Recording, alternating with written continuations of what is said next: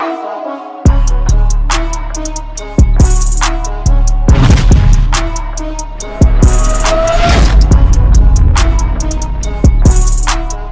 going on, guys? This is Real Deal Fantasy HQ with your boy LQ. I'm doing another series, episode 2 of Beyond the Game. I'm with former Rams running back Trey Watts. Introduce yourself, man. What's up, guys? My name is Trey Watts, former running back with the Rams back in 2014 and 15. St. Louis days, no LA days. Never got the chance to go out to LA, but I'm just excited to be here, man.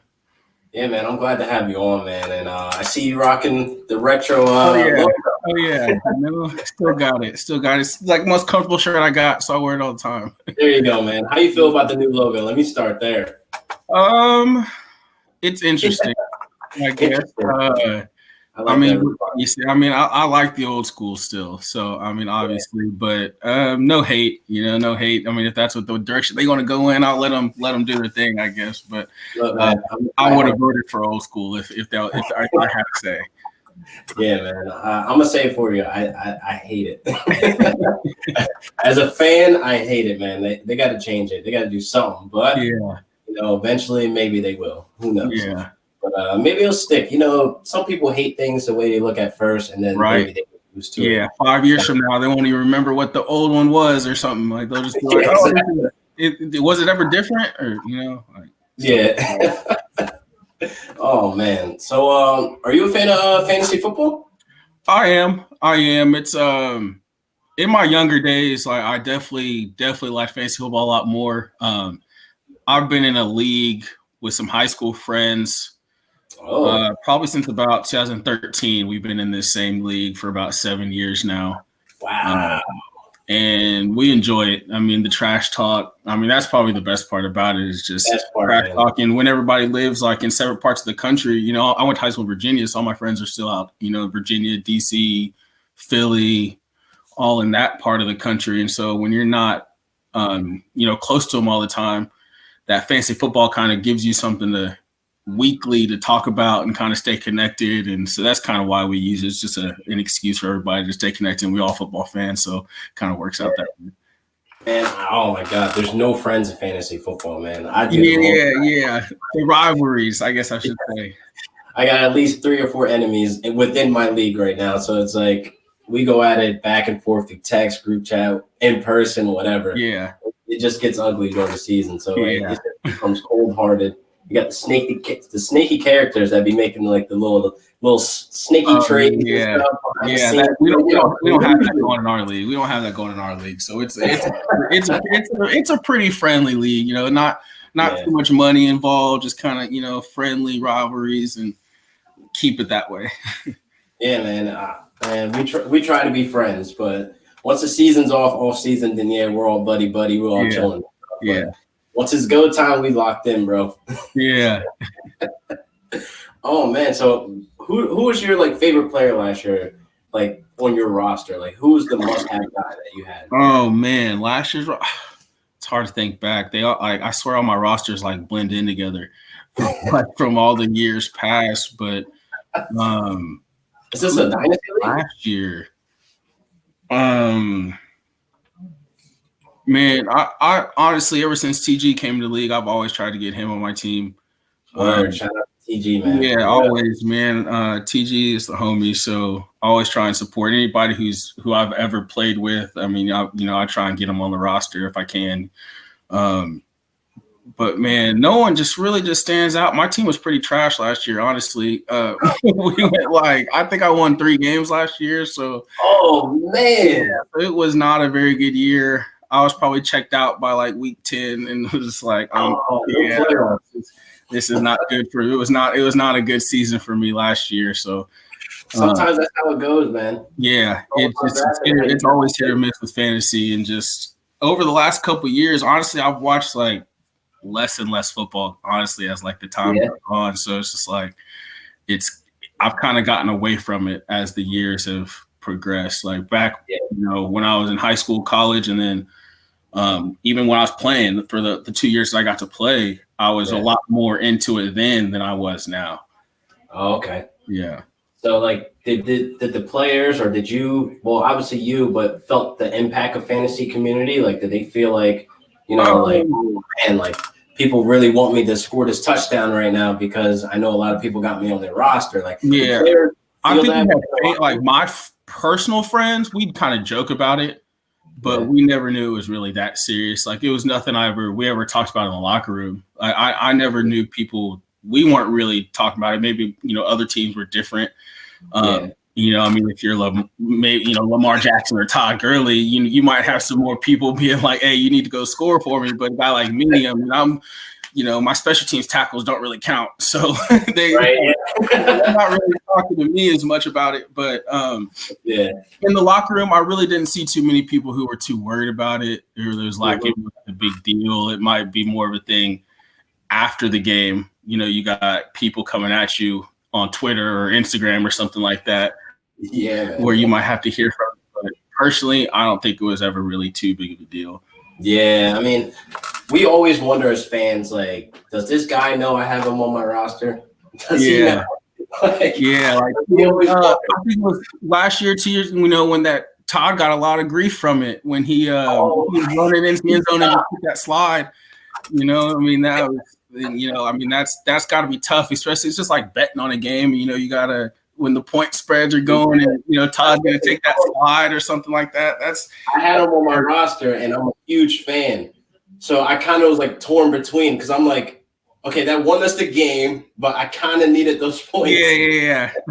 I could have used that extra 6. That could have got me a win. Yeah, that could have got me, further ahead. And like, I won the game anyway. So I was like on the fence. I was just like, it's for the better good of winning as a team. So I was like, that's a team effort right there. I salute him for that. Man, oh man. So do you keep in contact with any of the OG Rams from St. Louis? Like, I mean, I had Isaiah Pete on here, Zach Stacy. Like, any guys that are in the running back room? Like, I actually saw Zach like 2 weeks ago. Nice. I was driving through Nashville, and he's out living in Nashville right now. So I was driving through and needed a place to crash and just hit him up. And so I got to crash him and chop it up for a little bit. And just before I got back on the road, I was driving from Charlotte to Houston, and so stopped in Nashville for the night and saw him. I mean, I haven't talked to anybody in a few months, but when Todd signed with Atlanta, I hit him up and just told him congrats. And Benny Cunningham, still talk to him every now and then. He's got he's got that clothing line going, King of Fresh. If you haven't heard about that, go check it out, King of Fresh. Okay. I copped one of his sweatshirts and got the sweatshirts, the hats, all good stuff. Pede still in there. I ain't talked to him in a few months, but Steven Bailey, same thing. Oh man, Steven. Just people, man. Everybody when I was there, they were all cool people. They all brought me in, took me in, and like I said, all cool people. People I'm always going to check on. Always, just even if it's not every day on daily texting, I'm always, checking their Instagrams and just at least making sure I'm keeping up with what they're doing and just supporting. Zach, he's actually he does a Down syndrome clinic, a football clinic for Down syndrome kids. And this is like the third or fourth year that he's doing it. And I was supposed to go help out in Nashville for that April 18th. But right now with how Corona is and everything, they're going to be able to they're going to do it this year. They might have to cancel, but I loved that room, the running back room. It was cool. Man, it was so much talent on that roster, man. It's like, it's just unbearable. Like when you look at the names of the people that was on that roster, that was just like a very crowded running back room. So how did you deal with the hurdles of trying to get reps, of trying to stand out? Because all of you guys were just great running backs. It was like not a knock at any of your talents. Like you just were all great running backs. It was just too crowded. Yeah, you had to be patient. Take a lot of reps, while just mental reps. Not getting the reps physically. I was the very last person on the depth chart. So the reps are very far, few in between, and you didn't get a lot of reps, and you just had to know what you were doing at all times. Just when you might come in into practice, and I might have taken 5 reps like during training camp all day. And those 5, you had to make them count. You couldn't make mistakes. You had to know what you were doing and then go perform at the same time. But luckily I had, people like Benny and like Zach, they'd only been there, like a year before me, but it was like, but they were still knew what they were doing. You could ask them questions when you needed to.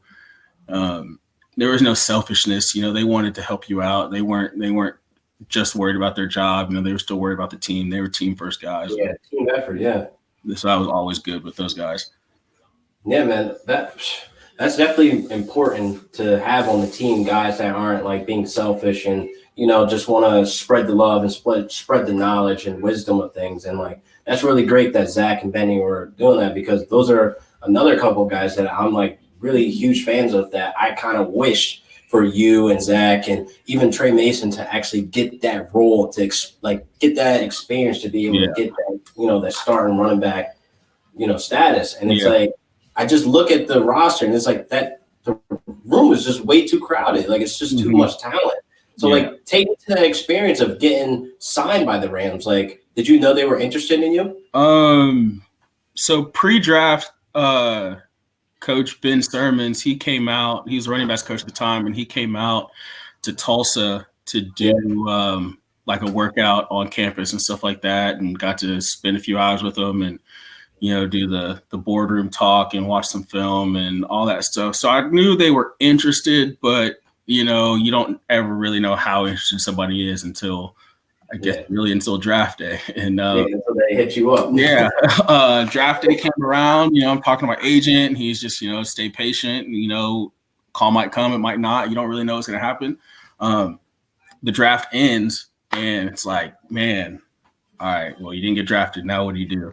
So our agent called me. He's like, man, I'm talking to a couple teams, they want to, sign you. So basically just come and try out, basically, and then the Rams were one of the teams, and the Titans were also another one of the teams. And really, so I had those 2 options, and my agent actually had a little relationship with Kevin Demoff, and so he was like, hey, the Rams didn't draft you, but I've got some insider information that they really do like you. I think this is the best chance for you to make a team. And so I just kind of listened to him. I listened to him, and then that's what I ended up doing, and it ended up working out. Yeah, man. Oh my God. That had been a roller coaster experience for you. Yeah, because the draft ended, and this all happened within like 20, 30 minutes after the draft was over. Wow. So like my agent called me. He's like, hey, I'm talking to these people. Then the Rams called me, Coach Sermons, the OC called me. And I was just like, it was Shoddy, who's in Seattle. They called me. They're like, hey, we want to sign you. We want to bring you on. And then I hung up with them, called my agent back, told them what they said. It was like a lot of back and forth just going, like phone calls, 20, 25 minutes. And then I called the Rams back, and I was like, hey, this is where I want to go. And then signed with them. And then like literally 5 days later, I was driving from Tulsa to St. Louis. Oh man, yeah, that's crazy, because that would have been like the longest 30 minutes of my life, honestly. Yeah, because you're like waiting, what's going on. The draft ended. You like, okay, it's like it's not over, but it's like now it's like another phase, like another draft. I always wondered how that worked. Like, what was that next phase after draft day is over, and then like you start seeing like some people getting signed throughout the day after the draft, and then I guess like OTAs, right? And then OTAs are seeing a lot of went to like some teams will do like a rookie mini camp. So we went down and we had like some rookie only practices. And then OTA started like 2 weeks later. We're in OTAs for almost 2 months. Just going through practices, like, still not getting a whole lot of reps, just got to make all the reps count.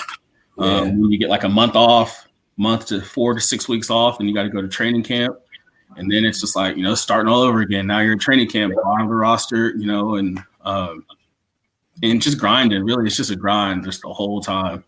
Because like you're on edge the whole time, you know what I mean? Because you don't know if like you're gonna get cut next week. You don't know if you're gonna get a rep next week. You don't know. So it's just like anxiety is just going crazy, Because like when I was watching that Hard Knocks that year, and like you see some of the rookies, you see some of the guys getting signed, and like what you expressed, like you're on edge, like that not knowing was like so like apparent, like you could see it on their faces. Like every time they touched that ball, they made sure that counted. They made sure coach was looking. You know what I mean? So I definitely got that from watching that Hard Knocks, and that experience got to be crazy, man. Yeah, it was fun, nerve-wracking all at the same time, but it was like when you look back on it, it's like, man, it's one of those experiences that not a lot of people they don't get to go through that, you know. So it's like 1%, bro. Yeah.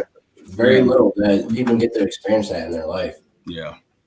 I mean, what was the first thing you bought when you got signed, man? What was that first? Yeah, I didn't have a lot of crazy expenses. I mean, mine was just furniture. You know, like man, I had to go get it. I got a Tempur-Pedic. I bought those curved TVs were just coming out, so I got a curved TV, like 65-inch curved TV. Got a couch, nice little sectional. Really all stuff I just wanted for my house. Smart man. Yeah. Smart man. Live comfortability. Things. I wish I would have bought a few more things now looking back on it, but look, you made the right choice, man. Yeah. So like you being in St. Louis, did you actually have to live there that time that you were there, or you were going back and forth? I did for the most part. I lived there for those 2 years. I lived out in St. Charles, not far from the facility. So I mean, it took me like 5-6 minutes to get to the facility every day. Nice. Right across from the Ameristar. So, I mean, I liked it. It was a good area. I really didn't do a whole lot. I just kind of kept to myself and just kind of stayed in my apartment a lot. I don't really like St. Louis style pizza. Oh man, I was going to ask you, what was the? I know a lot of people always got on to me for that, not liking the St. Louis style pizza, but I didn't do it, man. The cheese was weird. That's not it. Yeah, it wasn't it for me. So if I ate pizza, it was still pizza at Domino's out there because. Oh, word. Yeah, like I couldn't do emos. Couldn't do it. So like, where was there to hang out? Like, what is there to see in St. Louis? I never been. I always wanted to go, but like. Oh man, so even downtown area, everybody's gonna say the Arch. I never actually went up in the Arch, but I was in that area quite a bit.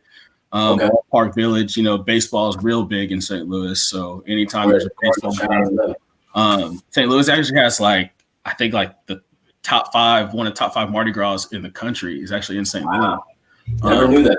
And so they have a huge Mardi Gras, parade and festivities going on during that. So that's actually that's a good time to be there. And then baseball, it was cool. I'm not a huge baseball fan. I never really watch baseball on TV, but it's cool to be in a stadium and, I think I like the experience more than watching TV. Yeah, and so it's cool to go. I enjoy going to Cardinals games and hockey games too. Hockey games. I've only been to 2 hockey games in my life, but I've been to one. Hockey is a great sport to watch. There's so much energy in the arena. It's crazy.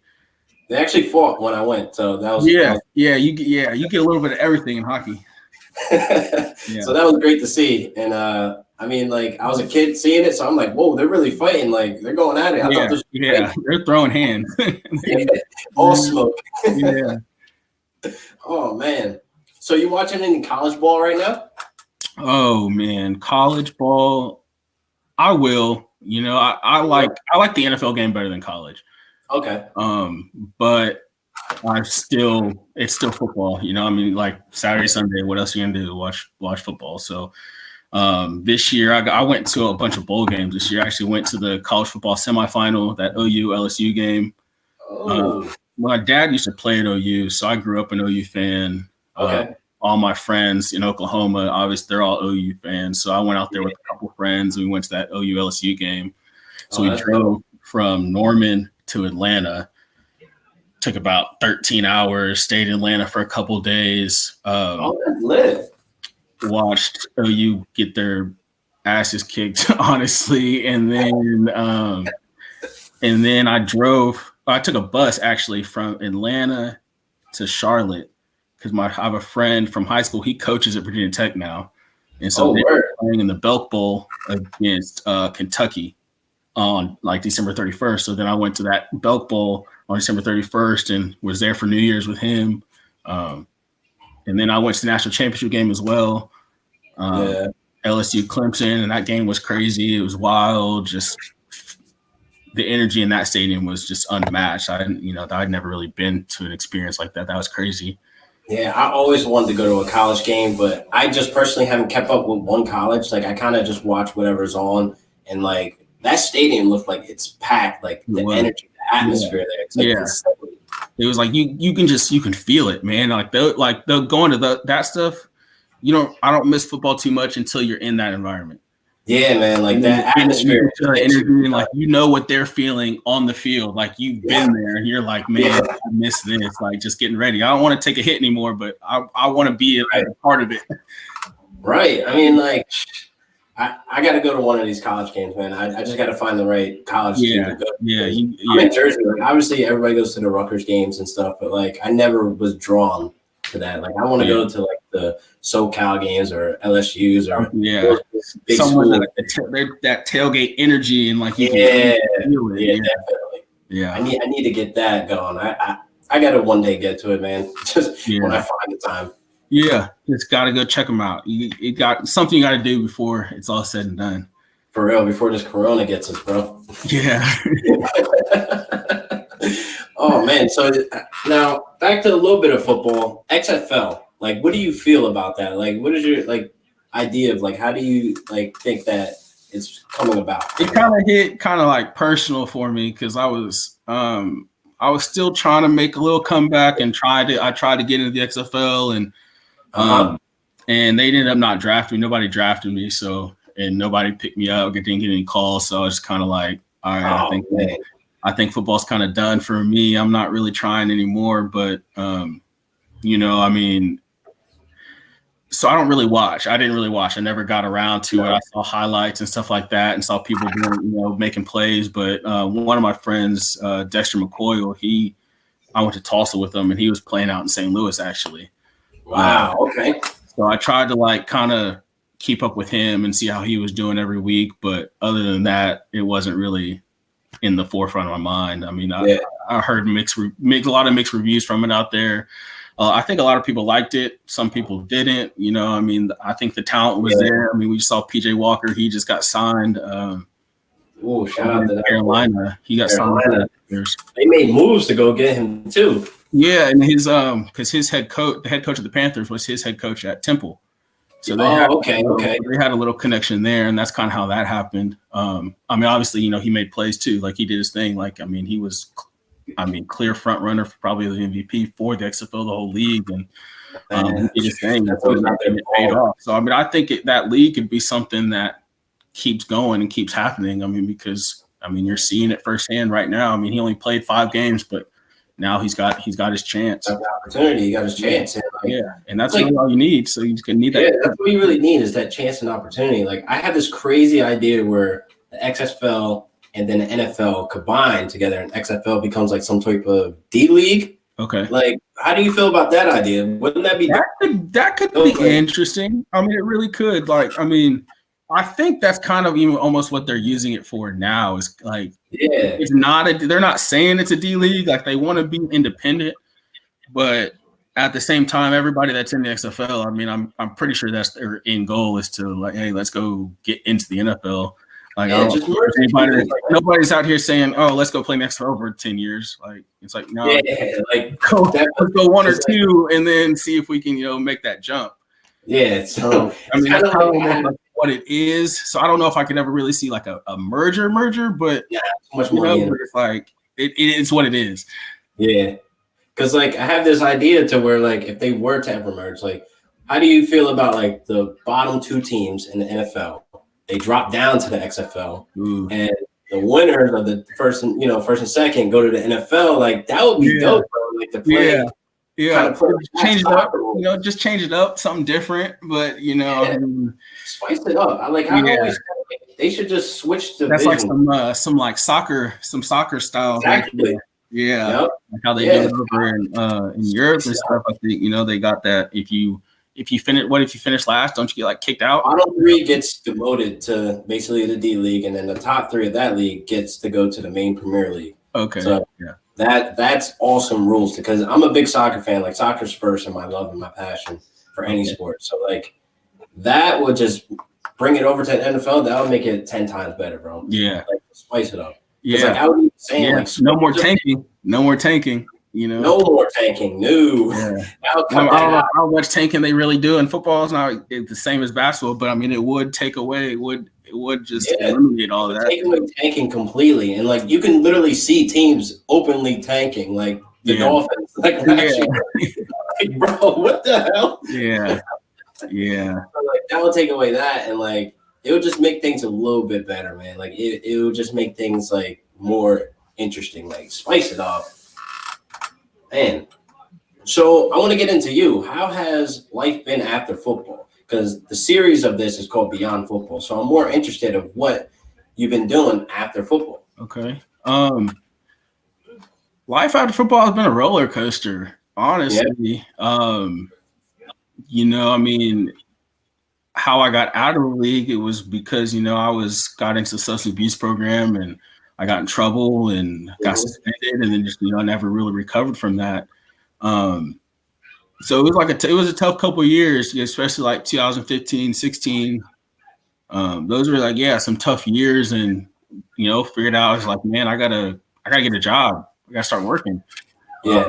And that's kind of how the whole I'm a certified personal trainer right now. And that's kind of how that happened was just like, I'm running out of money. I need to figure something out. And had a friend, he was like, man, you should think about getting certified. And so I was like, I mean, I don't know if that's really what I want to do, my career path, but I was like, I've been working out all my life. So it kind of just was an easy transition for me.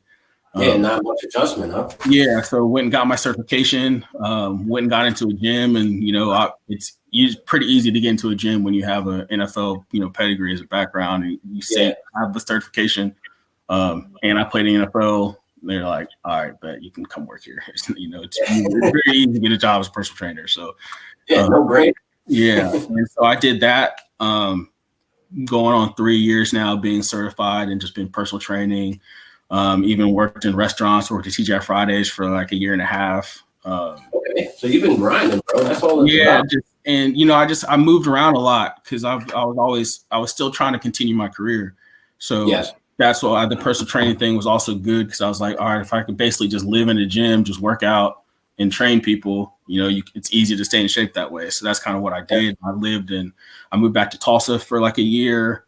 I moved to Norman, Oklahoma for a year. Then I moved to Houston for like a year and a half, then back to Tulsa for a year. This past year, I've been in Tulsa coaching a little high school football as well. Word. How's that going? We went 7-3. I was at this school, Cashel Hall. It was a prep school. We went 7-3, made the playoffs, lost in the first round. It was a good experience. I mean, I really enjoyed it, like just being around the kids and giving back and just seeing like transitions from, you know, from week 1 to week 10 and just seeing kids get better. I mean, that's just a blessing, you know. I mean, just being able to give back. But just doing those things and just, like you said, just grinding, man, just trying to figure out, like, that's a lot of things that as ex-NFL players, you know, we don't not think football's going to last forever. But, you know, I mean, I thought it was going to go longer than 2 years. So, like, you're just trying to sit there, figure out what's next. And it's hard for a lot of people. It was hard for me. You know, I didn't really know where to go. I didn't know what the next steps were. I didn't know, like, necessarily where my resources were to, like, people I could even just reach out to be like, hey, what's next? What's next in life? You kind of almost felt like I was alone out there trying to figure it out for myself. But yeah, I mean, I've not figured it out, but, you know, I'm doing a whole lot better than I was 5 years ago. Okay. That's good to hear, man. Yeah, just happier. Keep grinding. Yeah. That's all you can do. Get to the NFL, so you completely know you're a grinder, like you're a hustler. Yeah. So you just got to keep going. Mm-hmm. So, like, that's a little bit about myself too. Like, I made a stupid decision back in my teens or whatever, kind of messed up my background, and it kind of held me back from the jobs that I actually wanted to get. Yeah. So I kind of was down. I was kind of like feeling like there's nothing next. But then an opportunity came up, and I just stuck with it. And I kept going with it. And then eventually I fast forward into today, being 28, I'm working at Tesla now. So like, if I would have gave up on myself at 19, 20 years old when I made that stupid decision, I wouldn't be where I'm at now. And I always look back to that and reflect, like, I'm a grinder. Like, I was born to grind. I was born to hustle. I was born to keep looking forward and keep going, never give up. Like, once you have that hustle mentality, like that grind in you, like it never leaves you, bro. And like, clearly that hasn't left you at all. Yeah. I mean, like, I went down to Miami this year during the Super Bowl weekend, and they had a career fair for like ex-NFL players. Mm-hmm. And, like something like that is just like just talking about, the resources that are out there, like the NFLPA, like this company called Ascending Athletes. They do a lot of things like trying to help athletes just, figure out what's next and what's life like after football. And so just going to things like that, just like networking events and going to like NFLPA chapter meetings and just doing things like that I didn't know about 5 years ago, but I do know about now. And then I try and use. And from that career fair, I was actually got a job. So I'm actually about to start a job here in April with Uber, their corporate office. And so that's like next with me. I'm super excited about that, getting that going. Just like that next chapter in my life. So that's what's next for you in 2020, right? Like, that's what's next for me. Just Uber. I'm super excited about that. Like, that's here going in the next. I think I start April 13th is my start date. So, man, congrats on that. That's up, bro. Yeah, that's big. Mm-hmm. I mean, like, damn, bro, corporate. yeah, and I never would have thought it would happen. And and like I was just sitting here getting emails all the time. Hey, this Super Bowl event, career fair, it was free to go. You obviously have to pay your way down there and everything, but just career fair they're putting on. So there was like 30 companies there, and it was only ex-NFL players. So you got like 120 people, 30 companies. So that's a great ratio. You don't find that at career fairs. So, so like a huge opportunity to go down there, interview with different people. Nike was there, Visa, Uber, just a whole bunch of different companies. And it was just some big companies. Get around those companies and also get around some other like-minded people like you, some other, XFL people who you could connect with and network with. And, you guys might have business for each other. So I mean, that's like the biggest thing I've like taken away from the last like year of my life, and I wish I would have done more of while I was in the league is like networking and making more like long-lasting relationships with people. So you're not sitting there, you're not just like your career gets done, and you're just like stuck. You're just like, where do I go? Yeah, man, because it's a matter of who you know, right? Yeah. So I try to think like that too, like just networking and reaching out, random people, engaging, starting conversations. It's just kind of like what you were saying, just to get that longevity and like the communication and connection. Mm-hmm. Yeah, man. I mean, that's awesome, bro. And I hope that this takes you to the next level in the next chapter of your life with this corporate job in Uber, man. That's amazing. Thank you. I appreciate that. Yeah, man. So I got to ask the questions like Lamar Jackson or Patrick Mahomes? I'm gonna have to go Lamar. I mean, he's just so fun to watch. Like, he's electric. Just the things he can do with his legs and his arm, it's just like it's unreal. Man, he reminds me of 04 Vic. Right. Like, it's crazy just watching him. I mean, like obviously no shot to Pat. Because I mean, obviously he's clearly doing his thing over there too, but it's like he's not running a 4.4, so like so it's just like it's just crazy. It's a lot of fun to watch Lamar play. That 4.4 is very impressive for a quarterback. Yeah. How about Stone Cold or The Rock? I'm a Rock fan. I've been a Rock fan since I was little. Yeah. Oh man. Yeah, I actually met The Rock one time at he was at I was at the Republican National Convention because my dad was speaking. He used to be a congressman too. So and so he was like speaking at that, and The Rock was up. He was speaking at that, so we got to meet him. And so like I've been a Rock fan since I was like 6. Oh man, I see you were born in '91, same year, bro. But I grew up Stone Cold. Yeah, no, The Rock, man, The Rock. That was my dude. I was a kid in, third grade sticking the middle finger up. Oh man. So what favorite video games that you playing right now, or if you're playing any? Oh, NCAA. Really? NCAA, man, like forever. I think that's going to be my favorite game. But I'm a huge FIFA and Madden fan as well. But even still, FIFA probably over Madden. Word. FIFA. Yeah. Like when you're playing games with people, like it's hard to get into like a full just Madden game. It takes time. You know what I'm saying? Like I'd rather just go get a quick FIFA game in real quick and. But that's my thing. I used to skip a lot of school playing FIFA. Yeah. Yo, FIFA 06. I don't know if you remember FIFA 06 or Ronaldinho. Yeah. Unstoppable, bro. Yeah. It's unstoppable.